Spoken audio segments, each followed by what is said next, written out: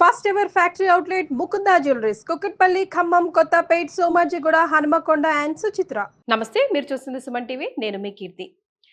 April నెలలో ద్వాదశ రాశుల్లో భాగంగా 1 నుంచి 15వ తారీఖు వరకు వివిధ రాశుల వారికి ఎలా ఉంటుంది మనకు తెలియజేయడానికి మనతో పాటు ప్రముఖ ఆస్ట్రాలజర్ బ్రహ్మశ్రీ నందిబట్ల శ్రీహరి శర్మ గురువు గారు ఉన్నారు. నమస్తే గురుగారు. వాగర్థ వివ సంపృక్తౌ వాగర్థ ప్రతిపత్తయే జగతః పితరౌ వందే పార్వతీ పరమేశ్వరౌ ఆదిత్యాయ చ సోమాయ మంగళాయ బుధాయ చ గురు శుక్ర శనిభ్యశ్చ రాహవే కేతవే నమః. శృంగేరి జగద్గురు పీఠాధిపతులకి కంచి పీఠాధిపతులకి నమస్కారములు తెలియజేసుకుంటూ కార్యక్రమాన్ని ప్రారంభిద్దాం. ద్వాదశ రాశులలో జన్మించినటువంటి వారికి ఏప్రిల్ మాసములో 1వ తారీఖు నుంచి 15వ తారీఖు వరకు ఏ విధంగా ఉండబోతుంది అనే విషయం తెలుసుకునే ముందు గ్రహస్థితి తెలుసుకుందాం. ఇక వృషభ రాశిలోనే గురు సంచారం చేస్తూ ఉండడం, అలాగే కుజుడు కర్కాటక రాశిలో సంచారం చేస్తూ ఉండడం, మరియు కేతువు కన్యా రాశిలో, అలాగే పంచగ్రహ కూటమి అనగా గమనించుకున్నట్లయితే ఉగాది నుంచి 30వ తారీఖు వరకు కూడా ఈ యొక్క పంచగ్రహ కూటమి షష్టగ్రహ కూటమి అనేటువంటిది ఏర్పడడం జరిగింది. ఉగాది మరుసటి రోజు నుంచి ఈ పంచగ్రహ కూటమి అనేటువంటిది కంటిన్యూ అవుతుంది. కాబట్టి పంచగ్రహ కూటమిలలో భాగంగా రవి, బుధ, శుక్ర, శని, రాహు, కాబట్టి ఈ 5 గ్రహాలు అనేటువంటివి ఈ యొక్క మీనరాశిలోనే సంచారం చేస్తున్నాయి. ఈ కారణం చేత 12 రాశులలో జన్మించినటువంటి వారికి గ్రహస్థితిగతులు ఈ ఏప్రిల్ 1వ తారీఖు నుంచి 15వ తారీఖు వరకు ఏ విధంగా ఉండబోతుందో తెలుసుకుందాం. ప్రత్యేకించి మహిళలకి కూడా ఏ విధంగా ఉండబోతుందో తెలుసుకుందాం. సో ఫైనల్లీ ద్వాదశ రాశిలో భాగంగా మీన రాశి వారికి ఎలా ఉంటుంది ఏప్రిల్ 1 నుంచి 15వ తారీఖు వరకు తెలియజేయండి గురుగారు. ఇక ద్వాదశ రాశులలో భాగంగా చిట్ట చివరిదైనటువంటి 12వ రాశి మీన రాశిలో జన్మించినటువంటి వారికి ఏప్రిల్ 1వ తారీఖు నుంచి 15వ తారీఖు వరకు ఏ విధంగా ఉండబోతుంది అనేటువంటి విషయాల గురించి తెలుసుకునే ప్రయత్నం చేద్దాం. ఇక ముఖ్యంగా గమనించుకున్నట్లయితే ఈ యొక్క మీన రాశిలోనే మొన్నటి వరకు షష్టగ్రహ కూటమి, తదనంతరం ఈ యొక్క 15 రోజుల పాటు కూడా పంచగ్రహ కూటమి ప్రభావం అనేటువంటిది ఉంటుంది. తృతీయ స్థానంలో గురు సంచార ప్రభావము, కొత్త వ్యక్తుల యొక్క పరిచయము ఆనందదాయకంగా ఉంటుంది. సంవత్సరం మొదలవుతుంది, విశ్వావసునామ సంవత్సరం, తద్వారా నూతన వ్యక్తుల పరిచయం అనేటువంటిది జరగబోతుంది. అయితే గురువు అనుకూలంగానే ఉన్నాడు, అన్ని విధాలుగా సహాయ సహకారాలు ఇతరుల ద్వారా కలిగింపచేసి మీ యొక్క సమస్యల్ని పరిష్కరింపచేస్తాడు గురువు. కానీ వచ్చిన చిక్కల్లా కుజుడు పంచమ స్థానంలో స్తంభించి ఉండడం, జూన్ వరకు ఉంటాడు. కాబట్టి పలు సమస్యలు, వివాదాలు అనేటువంటివి మిమ్మల్ని చుట్టుముట్టుతాయి. మీరు తీసుకునే నిర్ణయాలు సందేహాస్పదంగా ఉండడం పలు వివాదాలకి దారి తీస్తాయి. తద్వారా కుటుంబంలో, అలాగే చేస్తున్నటువంటి వృత్తి వ్యాపారాల్లో, ముఖ్యంగా ఉద్యోగస్తులైతే కొత్త వివాదాలలో చిక్కుకునే అవకాశం ఉంటుంది. కాబట్టి జాగ్రత్తలు పాటించండి. మాట ఇచ్చేటప్పుడు ఆచితూచి స్పందించండి. ఒక్కటి మాత్రం గుర్తుపెట్టుకోండి, మీరు చేయాల్సిందల్లా కూడా చేసేటప్పుడు ప్రతి పని కూడా నమోదు చేసుకోండి. ఎక్కడో ఒక చోట మీరు నమోదు చేసుకోండి ఈరోజు జరిగిన సంఘటనలు. ఎందుకనంటే కుజ ప్రభావము మిమ్మల్ని లేనిపోని వివాదాల్లో భవిష్యత్తులో తీసుకువస్తుంది. ఆ వివాదాలకి నాది సమస్య కాదు, నాది పాత్ర లేదు అని చెప్పడానికి ఈ యొక్క రాసి పెట్టుకున్నటువంటి ఇన్ఫర్మేషనే మిమ్మల్ని ప్రమాదాల నుంచి గట్టెక్కిస్తుంది. కాబట్టి అటువంటి ప్రలోభాలకి, అత్యాశకి లోను కాకుండా మీరు నిర్ణయం తీసుకోండి. ఎందుకనంటే ఇందులో పెట్టుబడి పెడితే అద్భుతాలు వస్తాయి, నెల రోజుల్లో పెట్టుబడి రిటర్న్ వస్తుంది, ఇలాంటివి నమ్మకండి. మిమ్మల్ని అత్యాశకి గురి చేసేటువంటి ప్రకటనలు మీ దాకా వచ్చి మిమ్మల్ని ఒక డోలాయమానంలో కలిగింపచేస్తుంది. తద్వారా ఏది కూడా సమయం వృధా అయిపోతుంది, ఏది కూడా నిర్ణయం తీసుకోలేకపోతారు. కాబట్టి జాగ్రత్తలు పాటించండి.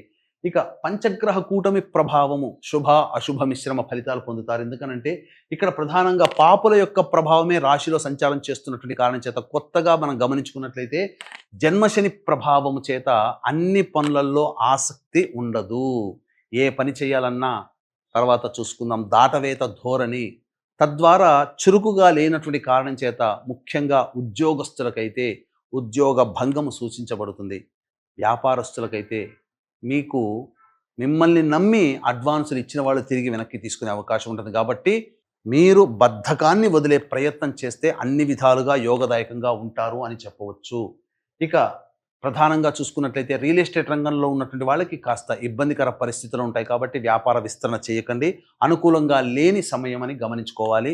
మిగతా అన్ని రంగాలలో ఉన్నటువంటి వాళ్ళకి మంచి ధనాదాయము చాలా చక్కగా ఉంటుంది. ఏ రంగంలోని వాళ్ళకైనా కానీ యోగదాయకంగా ఉంటుంది. ఒక్క రియల్ ఎస్టేట్, న్యాయ వ్యవస్థలు, రైతులు ఈ సంబంధించినటువంటి విషయాలలో తప్ప మిగతా అన్ని రంగాలలో ఉన్నటువంటి వాళ్ళకి యోగదాయకమైనటువంటి పరిస్థితి ఉంటుంది. నిరుద్యోగస్తులకి ఉద్యోగం లభించే అవకాశం ఉంటుంది. అలాగే వివాహం కావాల్సినటువంటి అబ్బాయిలకి అమ్మాయిలకి వివాహ నిశ్చయం అవుతుంది. సంతానపరంగా ఎదురు చూసేటువంటి వాళ్ళు మాత్రం జాగ్రత్తలు పాటించాలి. సంతాన నష్టం జరిగేటువంటి అవకాశం ఉంటుంది కాబట్టి మంచిది. అలాగే సంతానం కోసం ఎదురు చూసేవాళ్ళు సమయాన్ని వాయిదా వేసుకోవడం మంచిది. ఇప్పుడు ఉన్నటువంటి సమయం అనుకూలము కాదు. మరి మీనరాశిలో జన్మించిన మహిళలకి ఈ 15 డేస్ ఎంతవరకు బాగుంటుంది, ఎంతవరకు బాగుండదు? బికాస్ మీనరాశి ఇప్పుడు చాలా హైలైటెడ్గా మాట్లాడుకుంటున్నాం కదా, సింహరాశి అని మీనరాశి ముఖ్యంగా. ఇక ఏతవాత చెప్పొచ్చేది ఏమిటంటే ఈ యొక్క ఏప్రిల్ 1వ తారీఖు నుంచి 15వ తారీఖు వరకు రోజువారీగా ఏ విధంగా ఉండబోతుందో తెలుసుకునే ప్రయత్నం చేద్దాం. ముందుగా ఈ మీనరాశిలో జన్మించినటువంటి వారికి ఏలిన నాటి శని ప్రభావంలో భాగంగా 2.5 సంవత్సరాలు వ్యయశని కంప్లీట్ అయిపోయి జన్మశనిలోకి ప్రవేశం చేస్తున్నారు. కాబట్టి జన్మశని ప్రభావం సమస్యలు, వివాదాలు చుట్టుముడతాయి. కావున జాతకరీత్యా ఈ సంవత్సరం అంతా మందకుడిగా సాగుతుంది. కాబట్టి మీ యొక్క సంకల్పం నిర్విఘ్నంగా, నిరాటంకంగా నెరవేరాలి, మరియు మీ జాతకరీత్యా ఉన్నటువంటి దోషాలు తొలగిపోవాలి అని అనుకుంటే దీనికి సంబంధించి చక్కటి కార్యక్రమం ఏప్రిల్ 18వ తారీఖు రోజున కాశీక్షేత్రము కేంద్రంగా కాలభైరుని యొక్క అనుజ్ఞ అనుసారము సంకల్ప సిద్ధి, సర్వదోష నివారణ పూజలు, హోమాలు సంవత్సరం పాటు మీకు గోత్రనామాలతో చేయించడం జరుగుతుంది. అవకాశం ఉన్న వాళ్ళు కార్యక్రమ తదనంతరం కాంటాక్ట్ చేసి మీ గోత్రనామాలు నమోదు చేసుకోవచ్చు. ముఖ్యంగా 1వ తారీఖు రోజున కుటుంబ సభ్యులతో వివాదాలు పెరుగుతాయి, ధనము ఖర్చు ఎక్కువగా ఉంటుంది, అలాగే మనస్సు ప్రశాంతంగా ఉండదని చెప్పవచ్చు. ఇక 2, 3 తారీఖులో కనుక చూసుకుంటే నూతన వ్యక్తుల పరిచయము, ఎదుటి వాళ్ళ సహాయ సహకారాలతో మీ పనులని పూర్తి చేసుకోవడము, రాని బాకీలు వసూలు అవ్వడము, ధనము అధికంగా వసూలవుతుంది, అన్ని విధాలుగా ఆనందంగా ఉంటారని చెప్పవచ్చు. ఇక 4, 5, 6, 7, 8 ఈ తేదీలలో వాహనాన్ని నడిపేటప్పుడు జాగ్రత్తలు పాటించాలి. తల్లిగారి ఆరోగ్యం పట్ల శ్రద్ధ వహించాలి. ప్రతి పని యందు కూడాను ఆసక్తి ఉండదు, బద్ధకం పెరుగుతుంది, ప్రతిదీ పోస్ట్పోన్మెంట్ అనేటువంటిది జరుగుతుంది. కాబట్టి జాగ్రత్తలు పాటించండి. ఖర్చులు కూడా అధికంగానే ఉంటాయి. ఇక 9, 10, 11, 12, 13 తారీఖుల్లో రాని బాకీలు వసూలవుతాయి, డబ్బులు అధికంగా వస్తాయి. ఏ వ్యాపారస్తులకైనా అన్ని విధాలుగా బాగుంటుంది. ప్రమోషన్లతో కూడుకున్నటువంటి ఉద్యోగాల్లో మీరు ఉంటారు. ఉద్యోగం కోరుకునేటువంటి వాళ్ళకి ఉద్యోగం లభించి తీరుతుంది. ఆనందదాయకంగా కుటుంబ సభ్యులతో విందులు వినోదాల్లో పాల్గొంటారని చెప్పవచ్చు. ఇక 14, 15 తారీఖుల్లో మాత్రం మీ ఆరోగ్యం పట్ల శ్రద్ధ వహించాలి. ఖర్చులు అధికంగా ఉంటాయి. ఏ పని చేయాలన్నా ప్రశాంతత ఉండదు, ఒక జిగ్జాగ్ లాగా ఉంటుంది. అన్ని విధాలుగా ఇబ్బందికర పరిస్థితులు ఈ యొక్క మీనరాశిలో జన్మించినటువంటి వారు పొందుతారని చెప్పవచ్చు. ఇక ఏ తర్వాత చెప్పొచ్చేది ఏమిటంటే 1వ తారీఖు, 14, 15 తారీఖుల్లో ఖర్చులు ఈ మీనరాశిలో జన్మించినటువంటి వారికి ఎక్కువగా ఉంటాయి. కాబట్టి ఖర్చుల శాతాన్ని తగ్గించుకోవడం, వాయిదా వేసుకోవడం చేసుకుంటే మంచి ఫలితాలు పొందుతారని చెప్పవచ్చు. ఇక ఈ మీనరాశిలో జన్మించినటువంటి మహిళలకి ప్రధానంగా బాధ్యతలు పెరుగుతూనే ఉంటుంటాయి, కానీ సమస్యలు తీరవు. సమస్యలు పెరిగినట్టుగా బాధ్యతలు పెరిగినా ఫలితం లేకుండా ఉంటుంది. అంతేకాకుండా వచ్చినటువంటి ధనం ఎలా ఖర్చు అవుతుందో తెలియదు. గృహిణులు అయితే తెచ్చిపెట్టుకున్నటువంటి శాలరీ అంతా కూడా ఖర్చు అయిపోతుంది. ఎక్కడికి ఖర్చు, ఏ విధంగా ఖర్చు అయిందో తెలియదు. ముఖ్యంగా మీ ఆరోగ్యం పట్ల శ్రద్ధ వహించాలి. అనారోగ్య సూచనలు గోచరమవుతున్నాయి. వెన్ను సమస్యలు, అలాగే శిరోభారము అనగా ఈ సంబంధించినటువంటి నర వ్యవస్థ ఇబ్బందిగా మారేటువంటి అవకాశం ఉంటుంది. ముఖ్యంగా సంతానం మీద కోపాన్ని ప్రదర్శించాల్సినటువంటి సంఘటనలు తరచూ జరుగుతుంటాయి. కాబట్టి జాగ్రత్తలు పాటించండి. ముఖ్యంగా ఈ రాశిలో జన్మించినటువంటి మహిళలకి వివాహ సంబంధించినటువంటి విషయాల్లో వివాహం నిశ్చయమయ్యే అవకాశం ఉంటుంది. కాబట్టి ప్రయత్నాలు చేయండి, మంచి జరుగుతుంది. కానీ సంతానం పరంగా మాత్రం గర్భవతులైన వాళ్ళు జాగ్రత్తలు పాటించాలి. సంతానం కోసం ఎదురు చూసే వాళ్ళు వాయిదా వేసుకోవడమే చాలా మంచిదనేటువంటి విషయాన్ని గమనించుకోవాలి. ఇక beauty parlour, boutique, ladies garments, readymade garments రంగంలో ఉన్నటువంటి వాళ్ళకి మాత్రం ధనాదాయము మిశ్రమంగా ఉంటుంది, అంతంత మాత్రంగానే ఉంటుంది. కాబట్టి కొత్త పెట్టుబడులు చేయకపోవడమే చాలా మేలనేటువంటి విషయాన్ని గమనించుకోవాలి. ఇక ఉద్యోగినులు అయితే మాత్రం అభివృద్ధిని బాటను పొందుతారు. కాకపోతే మానసిక చికాకులు ఎక్కువగా ఉంటాయి, లేనిపోని సమస్యలు ఉంటాయి. కాబట్టి జాగ్రత్తలు పాటించండి. కొత్త వ్యక్తుల పరిచయం పట్ల జాగ్రత్తలు పాటిస్తే మరింత మెరుగైనటువంటి ఫలితాలు పొందుతారని చెప్పవచ్చు. ఈ యొక్క మీనరాశిలో జన్మించినటువంటి వాళ్ళు సమస్యల పరిష్కారం కోసం ప్రతిరోజు సుబ్రహ్మణ్య భుజంగ స్తోత్రము, అలాగే వీలు కుదిరినప్పుడల్లా కుక్కలకు తినే పదార్థాలు పంచిపెట్టడం చేస్తే చాలా మటుకు సమస్యలు తగ్గుతాయని చెప్పవచ్చు.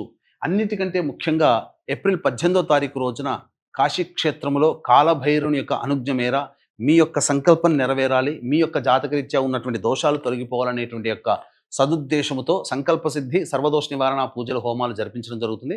అవకాశం ఉన్న వాళ్ళు కార్యక్రమ తదంతరం కాంటాక్ట్ చేసి మీ గోత్రనామాలు నమోదు చేసుకోవచ్చు. చాలా సంతోషం గురుగారు, ధన్యవాదాలు. సర్వం శ్రీ ఉమామహేశ్వర పర బ్రహ్మార్పణమస్తు.